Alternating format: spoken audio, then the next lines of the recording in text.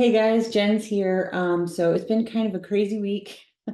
I won't even go into all of the details why, but I'm late posting this content. So with that said, I finally played around and used the AI extension for Google Slides, and I just keeping it raw. The pictures in this presentation aren't going to be great, but I kind of wish I tried it once and I said, oh my gosh, I can't use that. And then I did it again. I said, oh heck, it'll be funny. We'll just use it. But now I wish I would have used the first version because the images were just hilarious. I mean, people had so many fingers on their hands. Because I elected to I used a fitness template, and I elected to have AI replace have AI replace the images for me. I would not recommend that. You'll see they're still pretty terrible, but not nearly as hilarious as they were the first time. So with that, let's talk about bringing the right people into your business. So it's something that's important for any business, obviously. Let me see if I can get my slide to change. And it's hiring the right people. And I'm going to say hiring, but this could just mean, a lot of us are bootstrapping when when we first get started. So you could just be bringing on contractors and partnering with them for future pay, whatever. When I say hiring, I just mean bringing in the right people into your business. And it can feel like a tough job, but getting it right makes all the difference.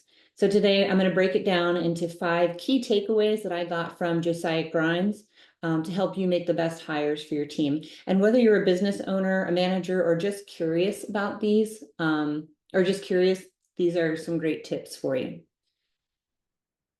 So first things first, you need to know exactly what you're hiring for. Before you start looking for candidates, you want to get crystal clear on what the role is that you're hiring for. What are their responsibilities? What skills and experience does the person need? And don't stop there. Think about the personality traits that are going to make somebody a great fit for the job. And when you've got this nailed down, finding the right person gets way easier. And another note on getting the roles defined, make sure that you are this is going to make your life so much easier. And I wish I had started being better than this 10 years ago, 15 years ago.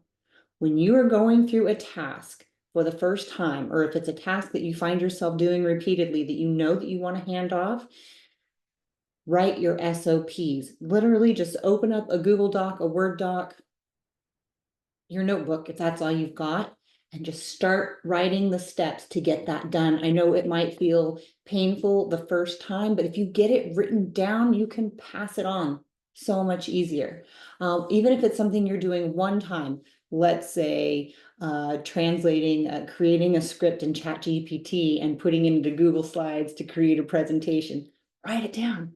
I write that down. I may never have to do it again myself. I can send it to a VA. Anyway, I digress. So that is clarifying the role. And again, no rehearsal here, do this together.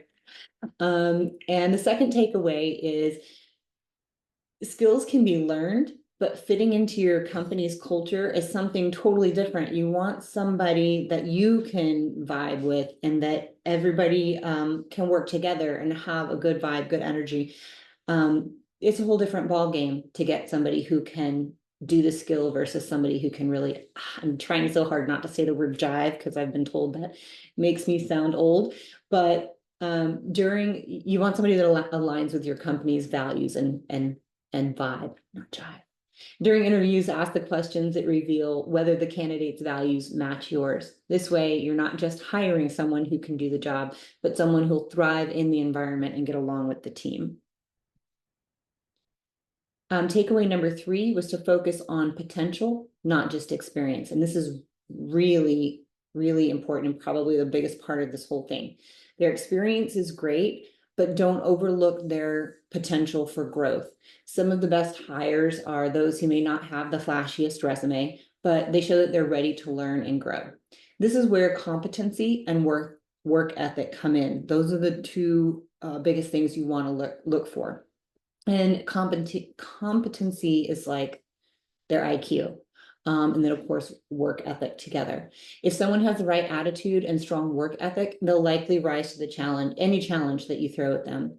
So think about where this person could be in a few years, not just where they are now. And one of the things he threw out there to gauge their work ethic is, just simply ask them, so like, what did you do this past weekend? Or what are your plans next weekend? Or when is the last time you took a call after hours? Things like that, kind of to gauge, because if you are watching this, chances are you're somebody with competency and a high work ethic, and you want somebody that's going to kind of get that, not somebody that just like, 5 o'clock or 4:45 rolls around and they're like Netflix for life. That's probably, I'm guessing, not going to be a good fit for your business and your entrepreneurial spirit.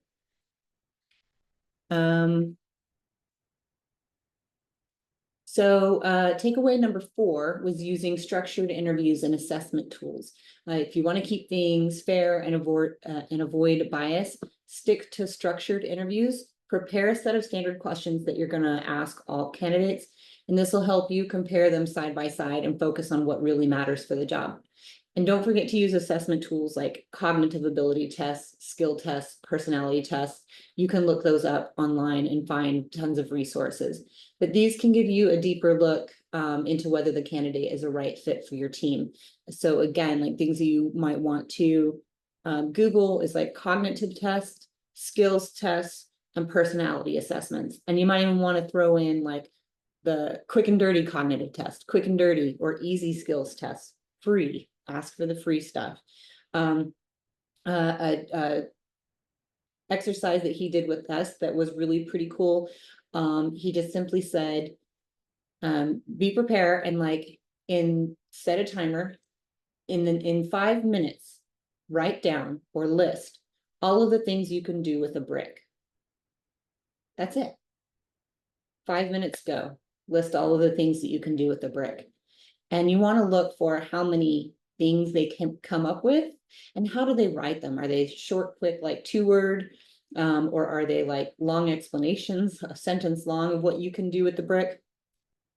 And you can tell if somebody gives up after 5 and they're not really well thought out, or they could have 18 answers, 20 answers that are like 2 words, but this might mean that they're more of a creative person. A more analytical person might write out a whole sentence and only come up with 5 things. But do a little research on the brick competency test. So takeaway number 5.